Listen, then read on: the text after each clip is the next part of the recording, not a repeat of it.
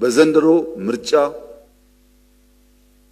የኢትዮጵያ ሕዝብ ከሌሊት እስከ ሌሊት ተሰልፎ ስለ ሀገሩ ያለውን ፍቅር፣ ስለ ሀገሩ ያለውን ክብር፣ ስለ ባንዳነት ያለውን ጥላቻ፣ ስለ ተቋማዊነትና ሰላም ብልጽግና ያለውን ጉጉት በተግባር ሲያሳይ በአንድ ቋንቋ የተናገረው መልእክት እድል ብንሰጣቸው ሰርቪስ አሻሽለው ሌብነት ቀንሰው ልማት አፋጥነው ልጆቻችን በበቂ ስራ እንዲይዙ ማድረግ ይችላሉ የሚል እምነት በመያዝ ነው።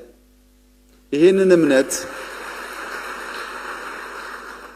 እምነት በከፍተኛ የኃላፊነት ስሜት መያዝ ይኖርብናል። የኢትዮጵያ ሕዝብ ማክበር፣ ላከበረው ዋጋ መክፈል ካልመሰለው ደግሞ የተቃረነውን ማድረግ ይችላል። አሳይቷል። ይሄ ስላከበረን አብዝተን ማክበር፣ ስላከበረን አብዝተን ማገልገል፣ ስላከበረን ባከበረን ልክ ታምነን መገኘት ካልቻል አይቀጥልም ጉዳዩ።